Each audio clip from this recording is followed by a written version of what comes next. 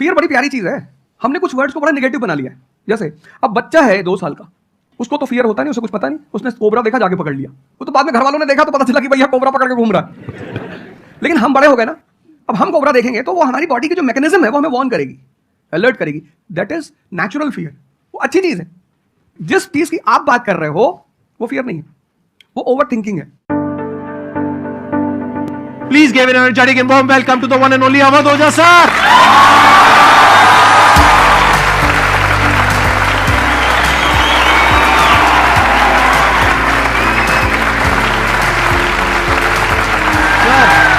Hello sir, क्या हाल चाल? बैठिए जी, बैठिए। आइए।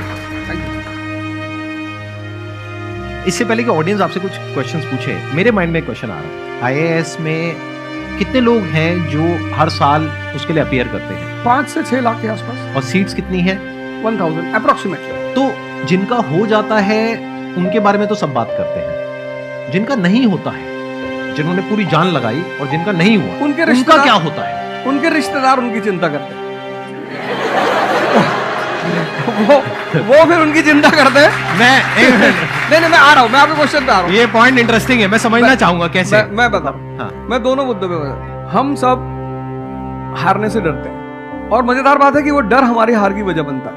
98% केसेस में हारने से क्यों डरते हैं? क्योंकि हम जानते हैं अगर हम हारेंगे तो वो जो पीछे 3 लोग बैठे हैं ना, रिश्तेदार, रिलेटिव्स और फ्रेंड, वो जीने नहीं देंगे। आप जब भी आईएएस की तैयारी करें, पहला अटेम्प्ट आपका सीरियस अटेम्प्ट होना चाहिए। आपने तैयारी किया, बेसिक्स तैयार किए, आपने एडवांस कोर्स तैयार किया, आपने कम से कम मेंस के 1000 आंसर्स लिखे हैं और मिनिमम 10,000 प्रीलिम्स के क्वेश्चंस आप सॉल्व कर चुके हैं। तब आप एग्जाम देने जाइए। सिर्फ एक अटेम्प्ट दीजिए। जिसने भी पहला अटेम्प्ट सीरियस दिया उसको दोबारा तैयारी नहीं करनी पड़ती, रिवीजन करना पड़ता है। भाई आप देखो ना, जितने सारे सेलेक्ट लड़के होते हैं उसमें बहुत सारे नौकरी कर रहे होते हैं, जॉब कर रहे होते हैं। कुछ लोग मुझसे पूछते हैं सर जॉब करते वक्त तैयारी हो सकती है? नहीं, जॉब करते वक्त तैयारी तो नहीं हो सकती, जॉब करते वक्त रिवीजन हो सकता है। 3 hours per day, 4 hours per day. तो मेरी एडवाइस ये है, क्योंकि ये एक बहुत रिस्की खेल है ये। मैं खुद ही बाहर हुआ और फिर मैं कितने लोगों को देखता हूं जो 5-5, 6-6 अटेम्प्ट के बाद बाहर होते हैं। तो जिनको भी इस गेम में शामिल होना है, एक अटेम्प्ट सीरियसली आपका होता है, बहुत अच्छा है। आपको मैक्सिमम रिस्क लेना है तो आप 2 ले लो, उसके बाद अपना काम शुरू करो जो आपका सेकंड लाइन थॉट था। कोई लॉयर बनना चाहता है, कोई मेडिकल लाइन में जाना चाहता है, कोई मतलब जो भी आप एंटरप्रेन्योर बनना चाहते हैं आप करो, लेकिन अपने वो रिवीजन वाले 4 hour बचा के रखो। आपने कितने अटेम्प्ट्स दिए थे सर? 4 अटेम्प्ट्स आपने दिए थे। और आपने कहीं से कोचिंग ली थी, यानी लाखों रुपए दिए थे कोचिंग में? नहीं, तब लाखों नहीं थे, तब हजारों थे। अच्छा, हजारों रुपए आपने खर्च करे थे और आप एक मिडिल क्लास बैकग्राउंड से थे। तो टोटल 4 साल में आपका कितना पैसा लग गया होगा? रहना, खाना, पीना, और आपने तो पूरी तैयारी करी होगी, साथ में कुछ और नहीं किया होगा? I think so. कुछ नहीं किया। तो कितना आपका 4 साल में अच्छा खासा पैसा? 5-6 लाख रुपए लगे। 5-6 लाख रुपए उस समय लगे। आज के समय पे अगर किसी को कोचिंग लेनी है तो आई थिंक इससे 3-4 गुना, 5 गुना आराम से लगेगा। आराम से तो 15-20 लाख रुपए उस इंसान का लग गया, और वो है एक मिडिल क्लास बैकग्राउंड से। अब वो कहीं ऐसा तो नहीं कि वो ना यहाँ करा ना वहाँ करा 4-5 साल बाद? हाँ, वही मैंने कहा कि अब आप, जब हमारे समय तो ठीक था, अब आप रिस्क पूरा नहीं ले सकते। You have to be cautious. अब इनको कॉशियस होना पड़ेगा कि ठीक है, जैसे बड़े सारे लड़के क्या करते हैं, वो 1-2 अटेम्प्ट ऐसे ही देते हैं। अब तो इनके पास 6 अटेम्प्ट है। ओबीसी हैं तो और ज्यादा है, SC ST हैं तो और ज्यादा है। और मैं कहूंगा आप किसी भी कैटेगरी से आते हैं, आप 2 अटेम्प्ट से ज्यादा कभी मत मानिए। ये पॉइंट बहुत अच्छा है कि आइडियली आपको अपने माइंड में ये रखना है कि एक ही अटेम्प्ट है मेरे पास में, मैक्सिमम अगर आपकी फैमिली अफोर्ड कर सकती है तो 2 अटेम्प्ट है। उसके बाद में अपने काम पे ध्यान देना है और इसको एज अ रिवीजन की तरह देखना है, मतलब इसको साथ साथ में चलाना है। ये नहीं कि अपने 5 साल या 6 साल लाइफ के सारे यही निकाल दिए और सारा पैसा घर वालों का लगा दिया, या उन्होंने खेत बेच दिया या लोन ले लिया। ऐसी बहुत कहानियां मैंने सुनी है सर लोगों की, और बहुत ही दर्द होता है ऐसी कहानियां देख करके। ऐसे लोगों की जो कहानियां हैं वो उसको सुन करके बहुत ही बुरा लगता है अंदर से। चलिए आगे बढ़ते हैं जी। Sir, I wanted to ask how to fight the basically fear that we feel. Like there are lot many fears that we face, not only in studies but in each aspect of life. There is some kind of fear. How to fight that? How to come back? How to have that courage in life? Fear बड़ी प्यारी चीज है। हमने कुछ words को बड़ा negative बना लिया। जैसे अब बच्चा है 2 साल का, उसको तो फियर होता नहीं, उसे कुछ पता नहीं, उसने कोबरा देखा जाके पकड़ लिया। वो तो बाद में घर वालों ने देखा तो पता चला कि भैया कोबरा पकड़ के घूम रहा है। लेकिन हम बड़े हो गए ना, अब हम कोबरा देखेंगे तो वो हमारी बॉडी की जो मैकेनिज्म है वो हमें वार्न करेगी, अलर्ट करेगी। दैट इज नेचुरल फियर, वो अच्छी चीज है। जिस चीज की आप बात कर रहे हो वो फियर नहीं है, वो ओवर थिंकिंग है। आज का जो युवा है वो फियर से परेशान नहीं है, वो ओवर थिंकिंग से परेशान है। अब ये ओवर थिंकिंग क्यों है, उस फैक्टर पे आते हैं। ओवर थिंकिंग की वजह क्या है? ओवर थिंकिंग की वजह यह है कि आज का समाज इतना एक्सपैंड कर चुका है। You are outside your house, तुमको तुम्हारी दोस्त मिल गई कि मैं कल लंदन से आई, क्या लाइफ है लंदन में यार, और मैं तो ये कर रही वो कर रही। आपको लगा हम पागल है यार, आईएएस की तैयारी कर रहे हैं। फिर शाम को किसी फ्रेंड का फोन आ गया कि मैं तो अब ऑस्ट्रेलिया जा रही हूं, मैं तो वहीं सेटल हो जाऊं। 90s में हमारे पास इतने स्कोप नहीं थे। हमारी जो लाइफ थी वहां ओवर थिंकिंग इसलिए नहीं थी, आपने भी सर देखा होगा, क्योंकि हमारे पास इतने स्कोप नहीं थे। आज तुम्हारी जनरेशन में यू हैव मल्टीपल फील्ड्स, मतलब इतने सारे फील्ड्स ओपन है। तो जब तुम घूम के चारों तरफ देखते हो और तुम देखते हो कि तुम्हारे ही साथ के लोग बड़ी सारी फील्ड में एक्सेल कर रहे हैं, काम कर रहे हैं, अर्न कर रहे हैं, तो तुम्हारा दिमाग भागना शुरू करता है। फिर क्या होता है, हमारे पेरेंट्स हमसे ज्यादा ओवर थिंकिंग करते हैं, क्योंकि बड़े हमको लेकर कॉशियस होते हैं। हाँ। एक हमने ओवर थिंकिंग की, हम अपना संभाल लें किसी तरह। हम घर के अंदर गए, मम्मी रो रही है कि वो निशा मिली थी, 20 लाख का पैकेज है उसका। दूसरा प्रेशर तुम्हारे ऊपर आ गया। ये जो प्रेशर हम मल्टीपल फेस करते हैं, तो एक तुम्हारा प्रेशर, एक माँ बाप का प्रेशर। पता लगा बुआ जी ने रात में फोन कर दिया, क्या कर रही हो जी? तुम सारे लोग प्रेशर से लड़ रहे हो इस वक्त, मल्टीपल फ्रंट पे। ये कोई फियर वियर नहीं है। ये प्रेशर दूर कैसे होगा, इस पे थोड़ी सी बात करें। जहां इंटरनल ताकत है वहां कॉन्फिडेंस है। आज का युवा क्या कर रहा है? बादाम का तेल लगा रहा है, बादाम की क्रीम लगा रहा है, बादाम का साबुन लगा रहा है, खा रहा गुटखा।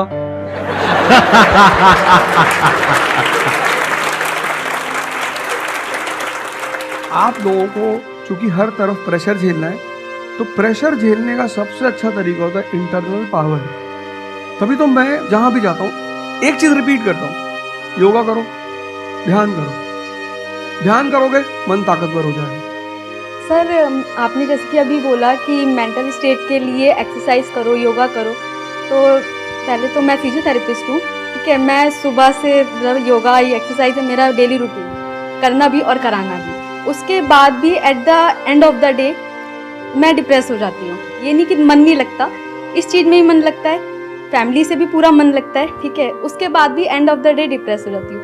तो उसको डिप्रेशन कैसे कम करी जाए? हम किसके साथ रहते हैं वो बहुत इंपॉर्टेंट है। मेरे एक दोस्त मेरे साथ आ रहे थे आज से करीब 7-8 साल पहले, धौला कुआं से। रात का टाइम था और हम दोनों, मैं गाड़ी चला रहा था, हम इंडिया गेट के सामने से निकले तो उन्होंने मुझसे कहा कि अब हम बुढ़े हो गए। मैंने गाड़ी रोकी, मैंने कहा उतरो। तो उन्होंने कहा कि क्या हुआ? मैंने कहा उतरो तो, उतरो जरा। उतर गए, दरवाजा बंद करो, चले गए। आज तक मैंने उनसे बात नहीं की। वो सब पूछते हैं आज, अब तो खैर बात ही नहीं होती, पर वो बहुत उन्होंने कोशिश की कि अब क्या हुआ? तुम दिन भर अपने आप को मोटिवेट करती हो, काम करती हो, जब तुम वापस घर में आती हो, अपने समाज में जाती हो, तो सब तुम्हारे मेंटल स्टेटस का थोड़ी है, और तुम्हारी सारी ऊर्जा को खींच लेते हैं। इसीलिए तो माँ बाप हमारी संगत पे बड़ा ध्यान देते हैं। तुम्हें लगता होगा कि माँ बाप कितने बदमाश हैं, माँ बाप भगवान हैं। उनका एक्सपीरियंस तुम अपने दोस्तों को लेके जाया करो उनके सामने। कोई अल्ट्रासाउंड क्या करेगा जितना माँ बाप करते हैं? कोई स्कैनर क्या करेगा? सही बात है, देख के कोई फोटो कैमरा क्या फोटो खींचेगी? देख के बता देते, बहुत दुष्ट है ये। इसकी आंख के नीचे देखो, यहाँ निशान है, बहुत दुष्ट है ये।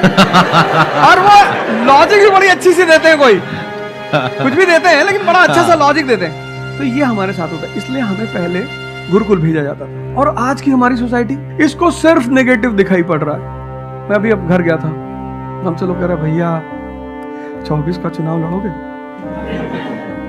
मैंने कहा यार पॉलिटिकल पार्टियां कह रही कि तुम सीधे प्रधानमंत्री बन जाओ।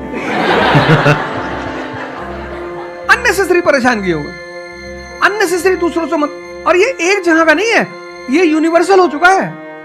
तुमने कह दिया कि मैं आईएएस की तैयारी कर रही हूं, पर नहीं होता किसी को। तिवारी जी की लड़की दी थी, 2 साल बाद पागल हो गई। तुम इतने डिप्रेस समाज में रह रहे हो। वो तो महेश्वरी जी जैसे लोग हैं जिन्होंने बहुत लोगों को जिंदा कर रखा है। Thank you. जब आपको कोई सहारा नहीं होता, आपने टाइप किया संदीप महेश्वरी, एक वीडियो आ गया, आप रिलैक्स हो गए। जब आप इन्हें सुनते हो तो आपका टेम्परेचर हाई होता है। तो एक ही आदमी को आप सुनते हो ना जिससे टेम्परेचर हाई हुआ, हमको सुन लिया कुछ ज्यादा ही हाई हो गया। लेकिन 2 लोगों को छोड़ दो, 3 लोगों को छोड़ दो, 4 लोगों को, ऐसे 10-12 लोग हिंदुस्तान में है, पॉपुलेशन 1 बिलियन 50 करोड़।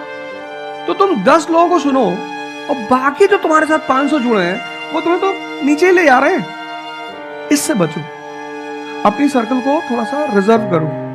तुम किससे बात करते हो, कौन सा लिटरेचर पढ़ते हो, लिटरेचर पर ध्यान दो।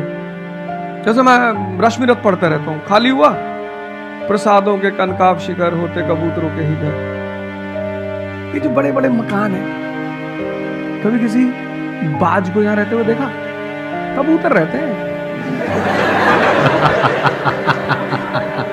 क्या लाइन है, प्रसादों के कनकाब शिखर, कितने मतलब महलों के जो बड़े बड़े शिखर, उसमें सिर्फ कबूतर रहते हैं। प्रसादों के कनकाब शिखर होते कबूतरों के ही घर, महलों में गरुड़ न रहता है, कंचन पर कभी न सोता। कंचन मतलब सोना। लग्जरी नहीं चाहिए। तुम लोग इतनी लग्जरी चाहते हो, लग्जरी आदमी को मेंटली कमजोर बनाती है। मैं आश्रम में था, मैंने ज्यादा खाना खा लिया। मेरा एक नियम है, नो एक्सरसाइज नो फूड। मतलब अगर मैं एक्सरसाइज नहीं करूंगा तो मैं खाना नहीं खाऊंगा। वहां एक बाबा जी हो, प्रेम में उन्होंने घी पे घी डालते चले, मैंने खा लो। फिर वो हुआ कि भाई यहाँ घूमेंगे, चारों तरफ जंगल है, डरा दिया इन लोगों ने। एक बार एक भालू एक आदमी की टांग काट के ले अरे मैंने कहा आज कोई भालू नहीं आएगा, मैं जाऊंगा। फिर मैंने 4-5 लोगों को तैयार किया अपने साथ, उनको थोड़ा मोटिवेट किया कि जंगल में घूमने से ऑक्सीजन लेवल बढ़ता है। वो लोग भी तैयार हो गए कि चलो। तो हमारे साथ एक साहब अमेरिका से आए हुए थे, वो भी वॉक करने निकले, बोले हम भी चलेंगे। मैंने कहा भाई साहब तुम जा रहे हो? कहते हम भी चलेंगे। मैं उनका नाम नहीं लूंगा। 1 किलोमीटर के बाद उन्होंने मुझसे कहा मेरे बैग में यहाँ बहुत पेन हो रहा है। 1 किलोमीटर। तुम लोगों ने पता है अपने आप को कष्ट देना छोड़ दिया। You are dying for luxury, you have become weak physically and mentally. थोड़ा थोड़ा सा कष्ट दो अपने आप, थोड़ा टेम्परेचर हाई रखो, थोड़ा बड़े टेम्परेचर वालों के साथ रहो। हमने अपने आप को कष्ट, हम कौन सी नॉवेल पढ़ रहे हैं? Half girlfriend. अच्छी है, अच्छी है, अच्छी, मैं ये नहीं कह रहा हूं, मैं कुछ बोल देता हूं। अच्छी है मतलब आपने पढ़ी है।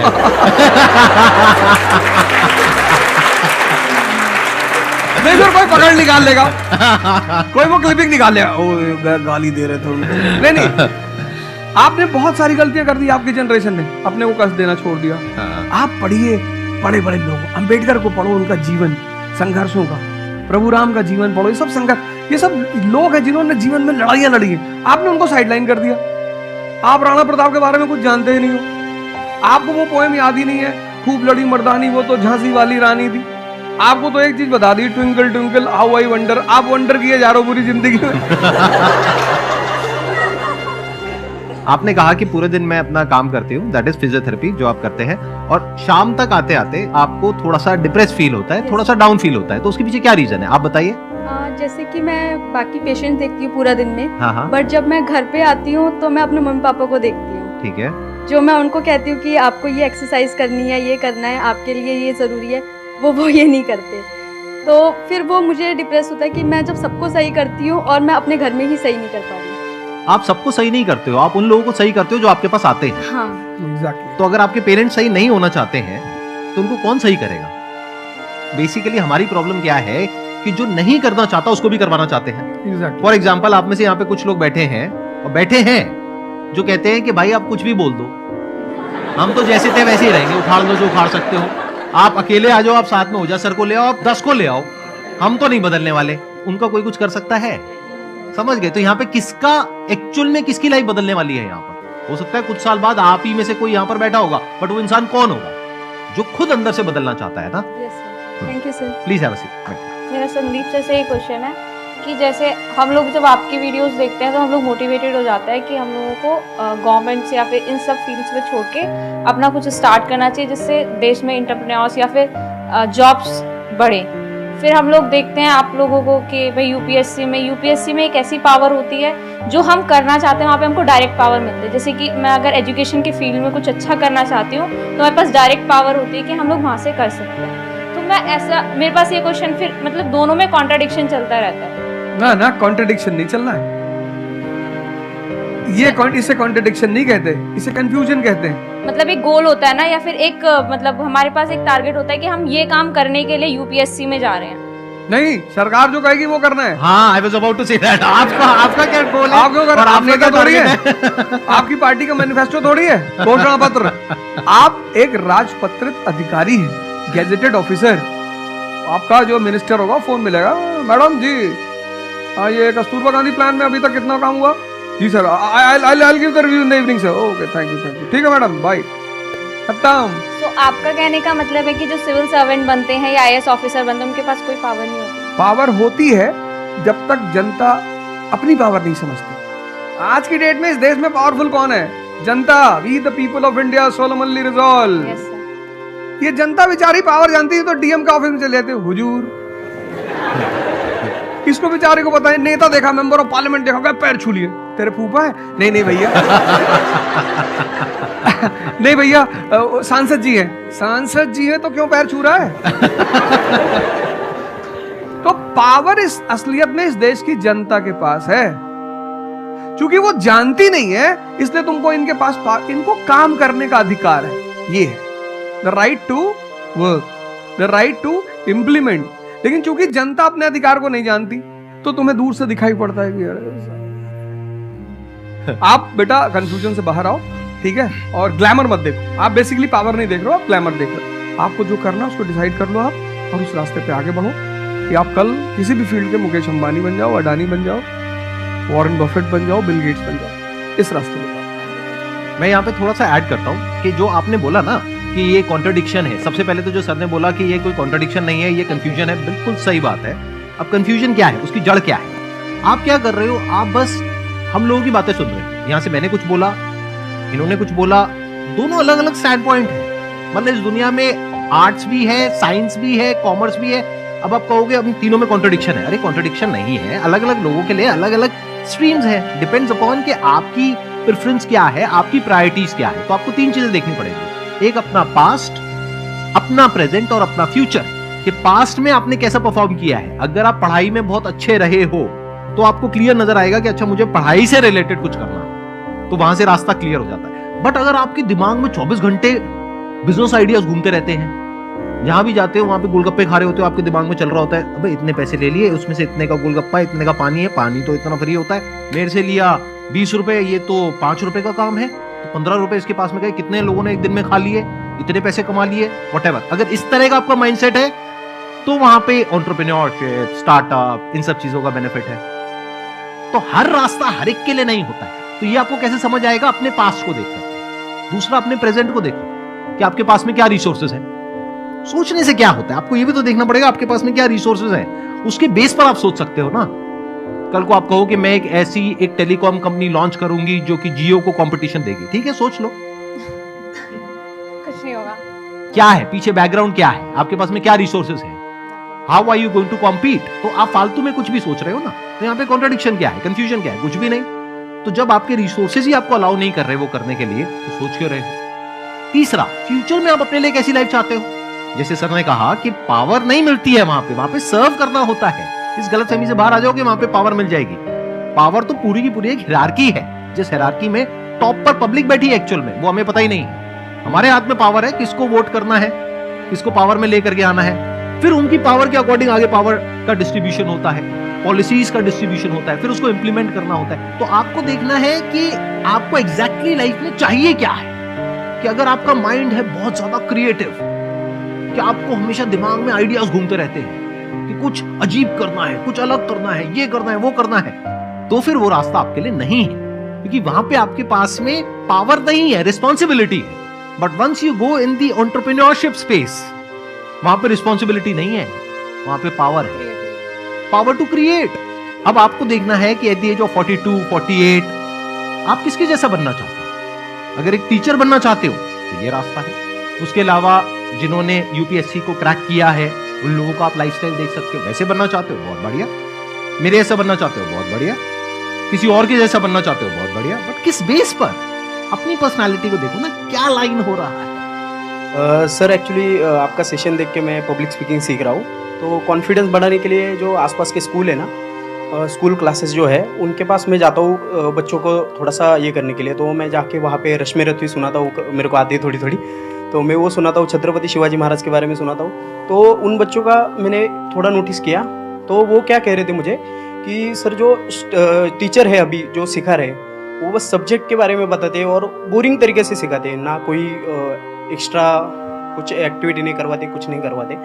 और जब ऐसा कोई एडिशनल गेस्ट आता है जो कुछ एडिशनल सिखाता है तो उनका माइंडसेट थोड़ा चेंज होता है कि सामने वाले टीचर से भी वो वही एक्सपेक्ट करते हैं। तो मुझे कभी कभी लगने लगा है कि मैं जाके गलत कर रहा हूँ या वो टीचर का, वो स्टूडेंट का देखने का नज़रिया बदल रहा है, तो वो वही से वो एक्सपेक्ट कर रहा है और उनका मन वहीं पे नहीं लग रहा है वो सब्जेक्ट में। तो अभी मैं क्या काम करने के दो तरीके हैं। एक, आपको काम करना ही है, कोई ऑप्शन नहीं। एक है आप किसी भी कीमत पे काम करना चाहते हो। जैसे मैं किसी भी कीमत पर पढ़ाना चाहता ही हूं। इसने मुझे इज्जत दिया, सम्मान दिया, प्रेम दिया। मैं एक शादी में गया था 2 दिन पहले, लोग दूल्हे उल्हे को छोड़ के मेरे पास आ गए। दूसरा बेचारा फ्रस्ट्रेशन में क्या किया, हमसे मैसेज किया, अब तुम यहाँ से चले जाओ। मतलब उनके भाई ने मुझे मैसेज किया, बड़े भाई ने कहा, अब यार तुम यहाँ से चले, शादी नहीं हो रही है। मतलब वो द्वार चार वगैरह सारा प्रोग्राम था, वो सब बाहर हो जाओ सर, हो जाओ सर। तो हमारा जो देश का शिक्षक है उसके मन में कोई मोटिवेशन नहीं है कि वो क्यों पढ़ाए। जैसे हमारे घर मामा आए, हमारे उनके आने पे हम बड़े खुश होते हैं कि मामा आए। क्यों? क्योंकि हमें पता था कि जब जाएंगे तो पैसा देके जाएंगे। इस देश के शिक्षक को, सरकार को कुछ ऐसा करना चाहिए कि उसके मन में एक मोटिवेशन हो कि 6 बजे का स्कूल है, वो सुबह 4 बजे पहुंच जाए। कुछ ना करे इस देश की सरकार, सिर्फ उनको वीआईपी का दर्जा दे दे। फिर आप देखना, पैसा तो कौन नहीं कमा रहा है, शिक्षक सम्मान चाहता है। तो मैं अपने टीचरों से पुराने मिलता हूँ, तो जैसे कहीं मिल गए वो सड़क पे, मैं खड़ा हो गया, रो दिया सर, हाँ सर, तुरंत सीना उधर चौड़ा कर लेते हैं, हमारा बच्चा जी। शिक्षक एक दुनिया की ऐसी लॉबी है जिसको सम्मान चाहिए। आप लोग कहीं भी अपने पुराने टीचरों को मिला करो, ठीक है, हो सकता है उन्होंने आपको कभी मारा हो, डांटा हो, कुछ बोला हो, लेकिन अब आप उनको थोड़ा सम्मान दे दिया करो, उससे बड़ा उन्हें फील होगा। हमारे देश के शिक्षकों के पास इनर मोटिवेशन की कमी है। कुछ लोग हैं जो इंडिविजुअल मोटिवेटेड रहते हैं, वो करते हैं कई सारे टीचर, लेकिन वो इंडिविजुअल, कुछ लोग होते हैं ना जिनको अपने धर्म का एहसास होता है, उनके लिए वो ड्यूटी नहीं होती, वो धर्म है उनका। तो वो तो जैसे भाई आप जाके आप धर्म के रूप में कर रहे हैं, 2-4 टीचर और भी कर रहे हैं, 10 टीचर और भी कर रहे हैं, लेकिन सरकार को, टीचरों को कुछ तो ऐसा करना चाहिए कि उन्हें फील हो कि नहीं यार, ये हमारा देश है, ये हमारे बच्चे हैं, हमें इनको बनाना है और ऊपर उठाना है। तो अगर सरकार कुछ ऐसा कर देगी ना, सेल्फ मोटिवेशन दे देगी, अरे फिर तुम देखना इस देश के टीचरों। सर, इसमें आपसे बात करते करते ना मेरे माइंड में एक सोल्यूशन आ रहा है, क्योंकि एज एन एंटरप्रेन्योर मेरे माइंड में सिस्टम्स एंड प्रोसेसेस घूमते हैं। मतलब मेरे माइंड में ये घूमता है कि कैसे एक प्रॉब्लम है उसको सिस्टम में कन्वर्ट कर दिया जाए, जो कि वो काम अपने आप हो जाए। क्योंकि ऐसे बहुत ही कम टीचर्स होंगे जो अंदर से मोटिवेटेड होंगे। तो ये थ्योरेटिकली तो बड़ा अच्छा लग रहा है सुनने में, बट हजारों में कोई एक आध होगा। बिल्कुल। तो अब मेरा स्टैंड पॉइंट क्या है कि क्या हो अगर जैसे हम ई-कॉमर्स वेबसाइट्स पे जाते हैं, वहां पे प्रोडक्ट के रिव्यूज होते हैं। रिव्यू कौन देता है? जो कस्टमर है। तो टीचर का रिव्यू कौन दे सकता है? जो बाहर बैठा है उस कमरे से, वो, या जो कमरे के अंदर बैठे हैं। तो अगर कुछ ऐसा सिस्टम हो जाए, एक ऐसा प्लेटफॉर्म बन जाए गवर्नमेंट का जहां पे सारे टीचर्स लिस्टेड हो और based upon the number of reviews and the quality of reviews उनको रिवॉर्ड दिया जाए। अच्छा, ऑटोमेटिकली। ये मतलब जो नंबर 1 पे आया उसकी सैलरी डबल, कि अगर उसकी 50,000 है तो 1 लाख। बहुत अच्छा सोल्यूशन। Why not? और जिसके इतने रिव्यूज आए, यानी जिसके 4 स्टार या उससे ऊपर आए, उनकी सैलरी सीधा डबल हो गई। तो फिर देखो क्या मजा आता है। फिर हिस्ट्री पढ़ाने का जो स्टाइल है ना, वो सारे टीचर्स आएंगे अवधूजा सर के चैनल पर और आकर के सीखेंगे भाई क्या कहानी है ये, ऐसे कैसे पढ़ाएं कि बच्चे दीवाने हो जाए, और फिर अपने आप को अपग्रेड करेंगे। नहीं तो अपग्रेड करने की मोटिवेशन कहाँ है? जैसे एक एंटरप्रेन्योर होता है, उसके पास में तो मोटिवेशन होती है कि अगर मैंने अपने जो भी प्रोडक्ट है, सर्विस है या काम है, उसको अपग्रेड किया तो करते ही मेरे को इमीडिएट रिवॉर्ड मिलेगा। जैसे सेल्स टीम में अगर आप कहीं पर काम करते हो, कितने लोग सेल्स डिपार्टमेंट में हैं? अलग अलग कंपनी में जो जॉब कर रहे हैं, तो सेल्स में इंसेंटिव का एक सिस्टम होता है, Yes, sir. तो वहां पर क्लियर पता होता है कि मैंने ये टारगेट अचीव किया तो ये है। तो एक क्लियर कट टारगेट होना चाहिए which is measurable, not theoretical but actual, objective not subjective. कि ऑब्जेक्टिव एक टारगेट होना चाहिए in terms of numbers which can be calculated, and a transparent system जहां पे स्टूडेंट्स वोट करेंगे और जो टीचर्स जीतेंगे पूरे इंडिया लेवल पे या स्टेट लेवल पे उनको बुला करके, जो हमारे देश के प्रेसिडेंट हैं या प्राइम मिनिस्टर हैं, वो आकर के रिवॉर्ड देंगे। Yes, sir.